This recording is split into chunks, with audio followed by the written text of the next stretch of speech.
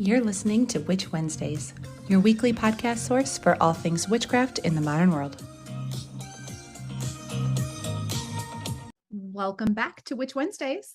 I am Steph, and I have a special guest here with me today, and I am going to go ahead and let her introduce herself before we jump into all of the topics. Hello, my name is Raechel Henderson. I am the author of So Witchy, magical tips, tricks, and projects for sewing magic, and also The Scent of Lemon and Rosemary, working domestic magic with Hestia. Both of those are from Llewellyn, and I'm a witch and a witchcrafter and a writer. Excellent. And I am so excited to chat with you about your books. I mean, both of them, because both of them are like sound super interesting for me. So I feel like we'll tackle one at a time, but let's start with the sewing magic, because that is something that I have absolutely no experience or knowledge in or anything. And I want to hear all about it. How did that even come about as an idea for your first book? And what can be found in there? Oh, yeah. Well, I've been a sewist for years. I got divorced in 2008, and my daughter at the time was 4, and I needed something to uh, support us until she was starting school full time. So at the time, I started sewing, making costuming for LARP friends and accessories and corsets and the like. And while I was sewing, because I am witchy and because I'm a pagan, I would integrate my magical practice in it. So, like if I'm sewing stuff for a event, sewing bags or something to sell, I would use green-headed pins to put all of my to pin my fabric together to pull in like that money and prosperity energy into what I was working on. And I would have like I would choose fabrics for certain color fabrics. If it didn't really matter what it was, I'd be like, okay, well, these are, this is for a friend who is playing this kind of character who oozes lots of self-confidence. So I'm going to, include a lot of yellows and oranges in there. Um, and around 2015, 2016 is when I realized I'd been writing all of these down. And I was like, I wonder if I should, make this into a book. And my first thought was I was going to self-publish it because sewing magic is kind of a really niche area. It's, you can say kitchen witchery and people understand what kitchen witchery is. You can say you know, like cottage witchery, and people have an idea of that. But sewing witchery, a lot of people are like, what? Oh yeah, that's very And true. yeah, and although once you start explaining it to people, are like, oh no, okay, I get it. Yeah, Um, I mean, it's really cool and useful, actually. yeah. So originally I was going to self-publish it because I thought there really wasn't going to be a big audience for it, but someone convinced me to at least try some publishers, see if anybody out there was interested. And my very first pitch to Llewellyn, they were like, yes, we would like to publish this. I was like, oh, really? That's so exciting. It was very exciting. So that's um and so then it was the long process of putting it together into an actual book and not just my scribbled notes and my own little kind of book of shadows that was my sewing magic. Uh, That is really fun. Yeah. Oh my gosh, I bet that was such a process. yeah. um, but what you can find in it is because my whole view of my magic and my life is that the two are inseparable. Um, I like to involve magic in whatever I'm doing. And I find that sewing and the larger area of making, whether it's crocheting or woodworking or, cross stitching or, resin casting, any of that, those are all acts of creation, which are, is basically what magic is too. So for me, it makes sense that you would have both of those. You would bring magic into that, not only to make items to use in your magic, but also to then have them act as, you know, kind of spells made physical. Yeah, absolutely. So you sort of were an expert in sewing and you did witchcraft and then you sort of brought them together. Yes.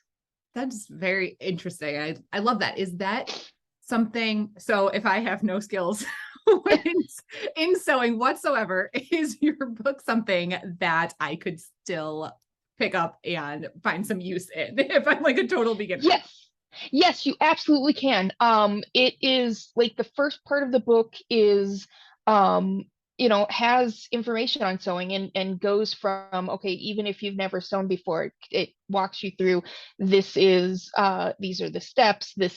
Here's how you choose a sewing machine. Here's what the stitches are. Here's all the techniques, and it breaks them down. It has step-by-step drawings and photographs so that it can lead you through it.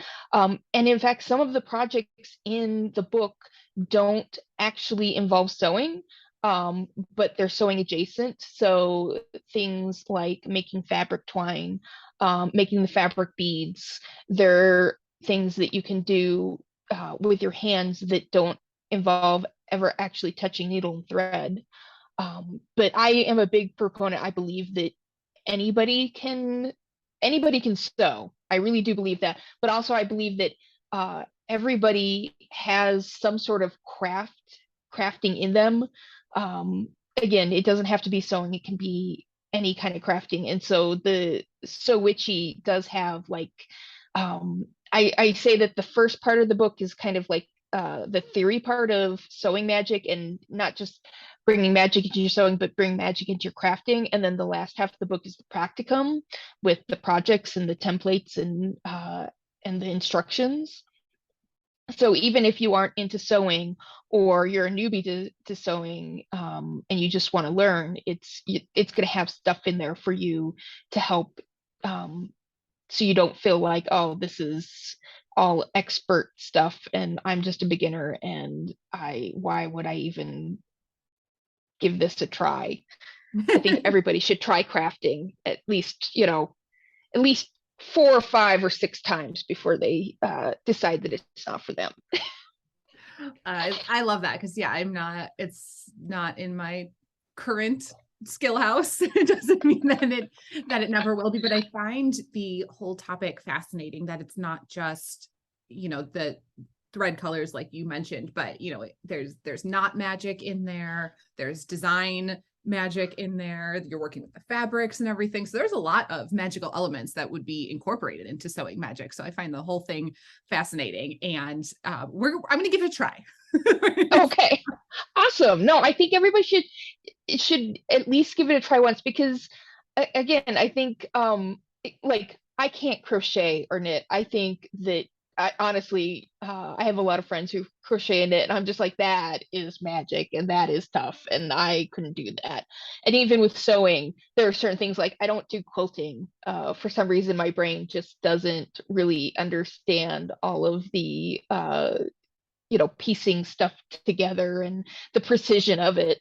Um, so I think that there is going to be something in that book for people, and even if they're beginners, even if they're not that interested, yeah, you can look at like the fabric choices, you can look at the color, the color correspondences. There's even a section on there about the different correspondences for the different kinds of sewing tools, which can Oh, be extrapolated on. Yeah, you that's can really interesting. Oh, look wow. at your own crafting tools and be like, huh, okay, this if you do clay, what would my clay tools, would they probably be earth, and I can use them to bring earth energy and grounding energy into what I'm doing. Um, Oh, that makes a lot of sense. I guess I've just never really thought through it as much as I should have. But it is, I always say that I'm not that crafty. I'm not very good at it. It's just not something that's, in my wheelhouse. But I think I actually do more than I think that I do, because everything really has a sort of crafty element to it. yeah, and I'm more modern skilled than I think I society, well, it's true. And modern society tends to downplay craftiness, downplay and even kind of delegitimize the kind of the making element of crafting. It's, if you aren't doing it, if you're doing it as a hobby, then it's a waste of time, or it's kind of cute. If you're doing it you should be doing it as a side hustle. It tries to monetize it. Um, a lot of uh, a lot of makers and crafters are women, and that tends to lead to society just kind of thinking of crafting as, not serious work. Um, and I feel like that we tend to sometimes internalize that and think about our own crafting as, well, we don't really do a lot of crafting, except for if you stop for a minute and think about it in the broader terms of making. And again, as witches, if we are casting spells and we're doing our kitchen witchery and doing our cottage witchery and doing our divination and stuff, that is a form of crafting as well. Um, I really do view the two as just two sides of the same coin, one being physical and one being on the spiritual, ethereal, uh, astral kind of plane. Yeah, that is absolutely true. And I suffer from that myself, obviously, whereas I'm like thinking like, oh, it's not, a productive use of my time. Because like you said, like Yeah, it's not a side hustle. I'm not making money off of it. And that is what society values. So I think I've definitely internalized some of that myself, that like, well, I'm never going to be great at it. It's never going to be this perfect thing that I could like sell or people would want, but that's not really the point of it. exactly. That is exactly true. And that's the other reason why I like kind of this referencing it in term of magic, because um there is we tend to have this like Instagram and TikTok and a lot of YouTube. You'll see a lot of this very aesthetically pleasing witchcraft, um, where you're like, oh, you've got all the crystals and you've got the cauldron and you've got all the herbs and all this really cool, very beautiful occulty accoutrement to the spell casting. And some days you don't have that. Some days you're in your PJs and your slippers, and you've got to get up and get going that morning, so you need to throw some spell work into your coffee. um, and it's not going to look like it looks like on Instagram. And the same with crafting, that it's not, it may not look like something that you can sell, but it's not the end product so much as the process. Excellent point.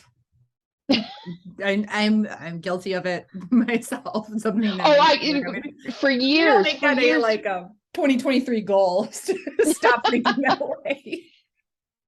it's really hard. Like I spent years making stuff to sell. So in that aspect, yeah, you want to have something that looks really good that people will want to pick up and buy.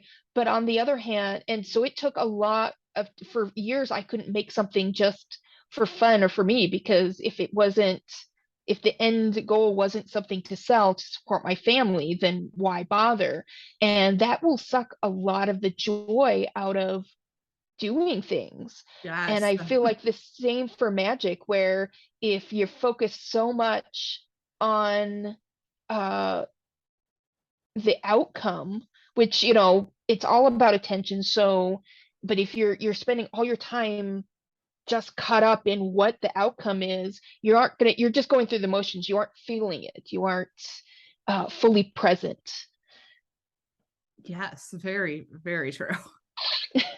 Which, speaking of like being fully present and doing things that are for yourself and not necessarily like the outside world or something to sell, that is something, really covered in your second book. So your first was, sewing, but then the second, which I love the name, The Scent of Lemon and Rosemary, is just like the perfect title for a witchcraft book.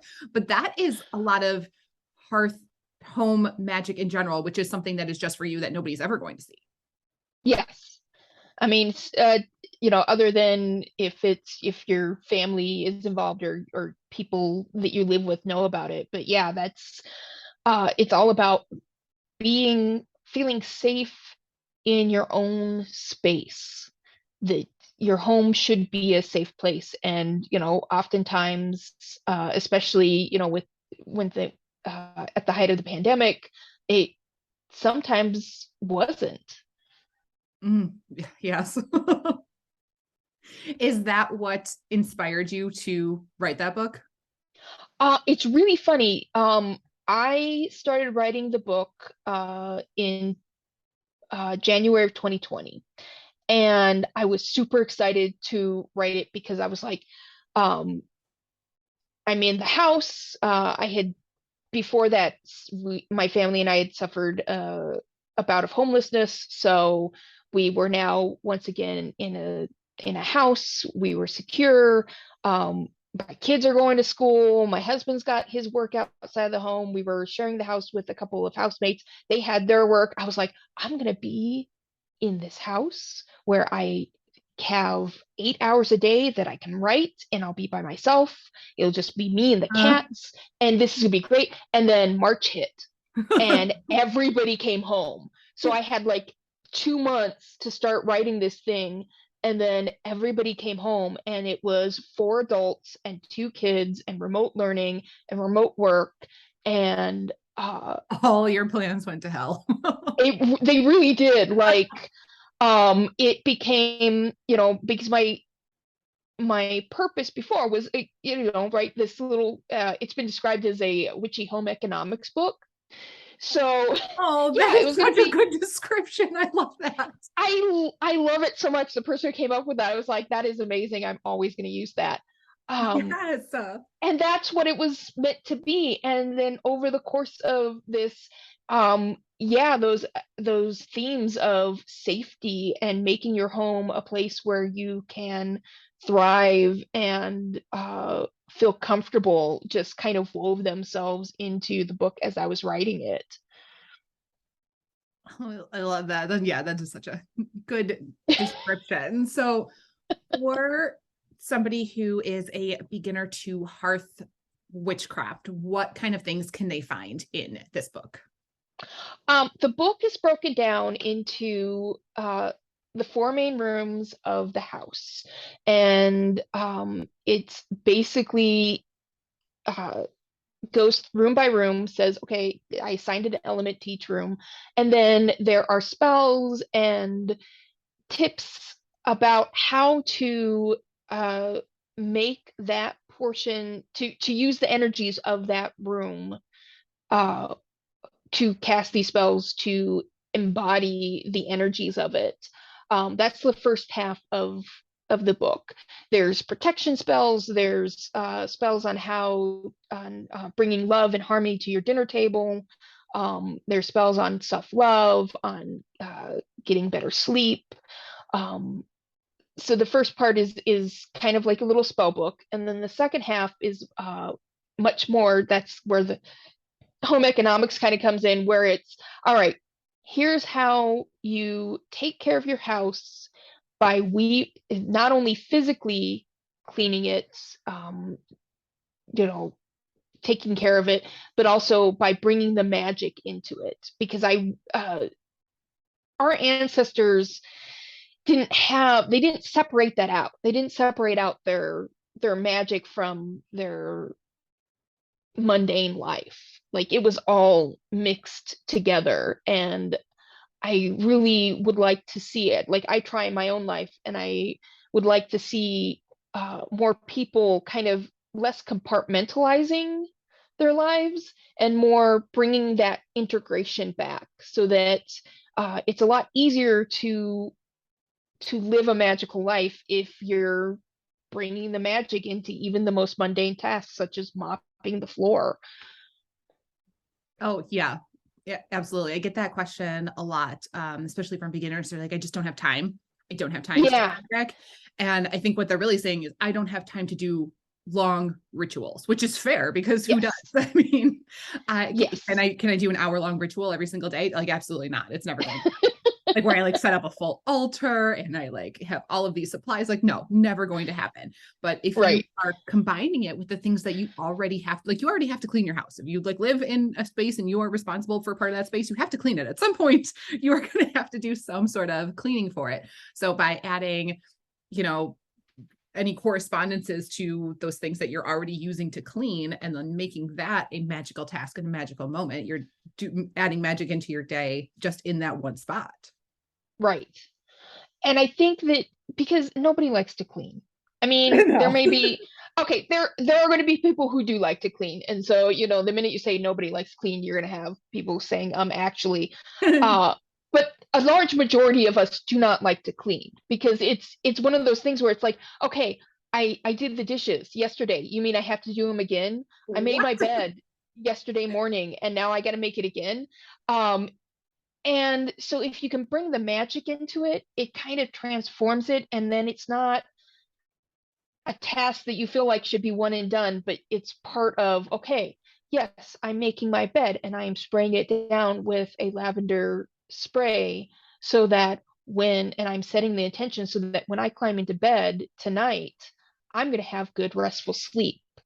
I'm doing the dishes, and as I'm washing them, I'm adding a little moon water to the water that I'm washing them with so that I get that protection energy so that when I'm eating off of these dishes, I feel that my food is consecrated, it is cleansed, it is full of all sorts of good things that spiritually for my body.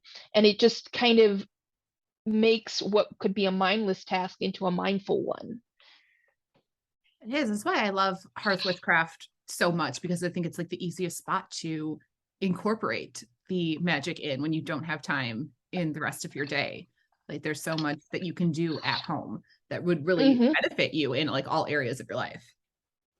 And so many of our witchcraft tools come from the domestic sphere, the cauldron and the broom and uh, you know, those sorts of those are the big two, but there's other, the antheme, which is the knife, all of, the spoon that you use to mix stuff with.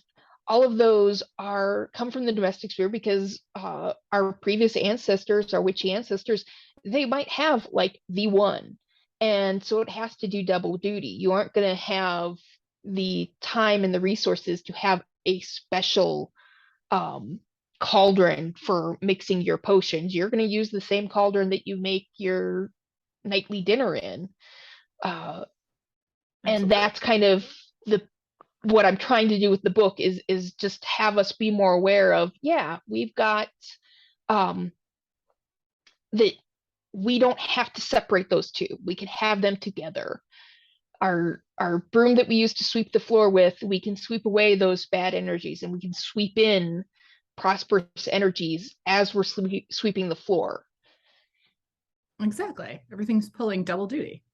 Yeah. Love it. And you also talk in the book about working with Hestia. Yes. And Uh, is Hestia is Greek? she is. Greek She's the goddess? Greek goddess of the hearth. Yes. And so two questions. So first follow-up is, if somebody does not want to work with a goddess, will they still get a lot out of your book? And second question is, tell me about working with Hestia, because I know nothing.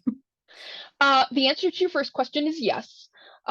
It's mostly while I do talk about Hestia and some of the spell work and ritual and stuff in the book involves her, I do specifically say in the book that if you're not interested in working with her, or any deity, you know, you don't have to. The spell work is not contingent upon calling on Hestia or working with her. Um, Hestia, my relationship with Hestia has gone back many, many years, and is a tale of kind of neglect, because I first became aware of her in 1999. And I know this for a fact because I have it written down in my journal, where I was like, oh my goodness, there's this goddess, and she's the goddess of the hearth, and she's a fire goddess, and she's all about home. And I think that's the goddess I should be working with. And then I promptly did nothing with it uh, for years. At the time, I was in a really bad kind of abusive relationship.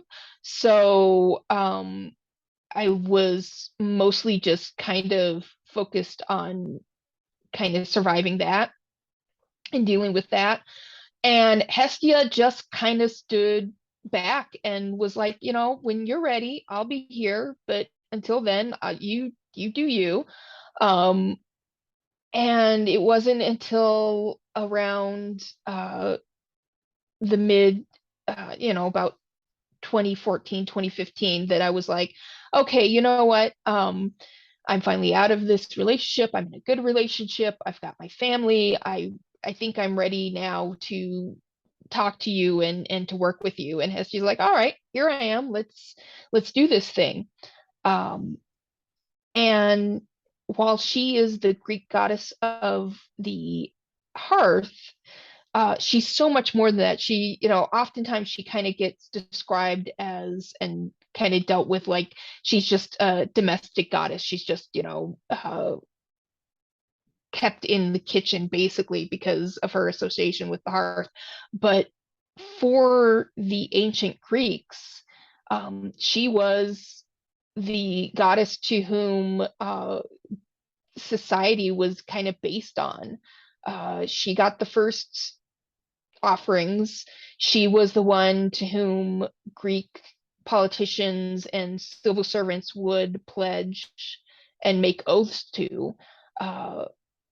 And while she never had, and the idea was, since every fire was an altar to her, she didn't have like a big altar. She didn't have a lot of physical representations because it was the fire and the stability and the civilization that came with having a hearth that was her altar.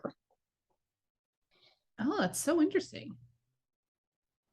I didn't know all of these little details about Hestia. Like I know like the general like pantheons and each, god and Mm-hmm. goddess in them, but I don't know like all of these little details. But I love that like every hearth fire was her altar. That's Yeah. fun.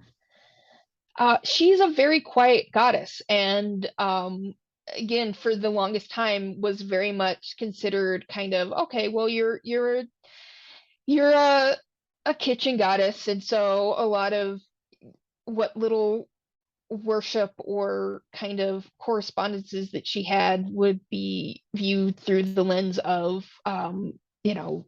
baking and feeding people and that kind of thing. Whereas once I started actually doing research, because she basically came to me and said, "You're going to write a book about me," and that's what. And I was like, "Well, okay, sure." And she's like, "And it's not just going to be about baking." And I was like, "Okay." I put away my muffin recipes, and once I started doing research on this, I was like, wow, she is pretty timely now. This idea that every household is a smaller unit is the building block unit of this larger society that we live in, and how your society, how well it flourishes or how little it flourishes is based on these smaller units and how well they are doing or how poorly they are doing. Um, And she and really waited for 2020 to hit you. Like, okay, yeah, now you're writing my book. Thank you. yeah, that was I have written I'm writing my third book right now, and my first book, I ended up losing my house and being homeless for a portion of it. My second book uh, was through a pandemic, and then this third book, I halfway through it, I moved halfway across the country. So right now, Wow. I'm like, can my fourth book can like nothing happen? That would Like be nothing. great. Just like, let's just chill. Yeah, I'm like telling my husband, I'm like, because we're in Wyoming now, and I said, I'm gonna be working on this fourth book, and like the super volcano under Yellowstone is gonna explode or something. He's like, if that explodes, I think we're gonna have bigger problems than your book. I'm like, no, no, no, you don't understand. They'll be like, where's our edits? Oh my gosh. From what I know from authors, I would not be surprised you guys all think that. Oh man. Yeah, the deadline is all like The apocalypse deadline is would all be that happening, matters. and we'll be like, oh no, I still gotta finish up chapter 14. Oh, that is hilarious. Well, hopefully nothing happens during your I'm fourth book. hoping to, yeah. Well, what's your third book? I'm excited for that. My third book, it's called The Natural Homes Will of the Year. And it's kind of a little bit of the first two books together, but I look at every Sabbath and I provide crafts and recipes, decorating ideas, altar ideas, some rituals, things that you can do for every Sabbath so that you could observe the entire wheel of the year uh, through crafting and homemaking and the domestic sphere. There's a lot of crafts in there that you can do with your family. It's all very much based on the concept of reusing and recycling items. So there's a lot of crafts that use empty tin cans and like plastic food containers as molds for stuff. It's basically, yeah, that's it.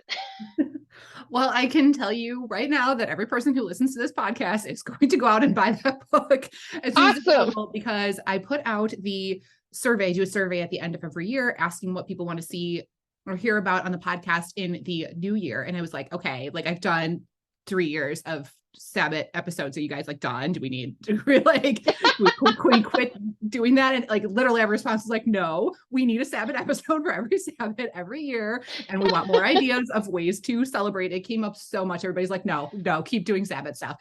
And I get that all of Excellent. the time. Like, I need more Sabbath information and I need to know how to celebrate. So everybody, I'm going to let you know when Rachel's next book comes out. You guys can all go buy that because I know that you all want that information. Excellent. Well, it comes out fall of 2023, so just in time for the holiday season, just in time for Yule. Uh, there'll Perfect. We be, are going to yeah, circle back around next year. You know what? I'm going to have Rachel on again next year in the fall when excellent. this book comes out. And we are going to talk all about that and all about her, favorite Sabbath celebrations and all about writing this book. And hopefully there's going to be nothing dramatic that happens in the next year. I hope so. That would be like I'm done with interesting. I would like boring Yes. for, like nice long year of boring would be great. Yeah, you know what? I think people don't appreciate it until something is crazy like that. Then they're like, wait a minute, but wait, I like boring. I'm sorry I complained about that. Let's go back to boring. Yeah, I would like to just read and write and have that be the most exciting thing that happens. I Yes. would like for 2023, that is what I'm trying to manifest. I'm like, That's an Hestia, can I excellent have goal. that, please? And that is an excellent 2023 goal. I like it. Well, Rachel, thank you so much for being here today and chatting about your books and your upcoming book. I know we're all very excited. Listeners, I am going to have everything linked over in the show notes at witchwednesdays.com so you can find Rachel online, so you can find all of her books, so you can follow along on Instagram for her next book to come out. I know you're all excited. But that is everything I have for today, unless you have any last things that you would like to share.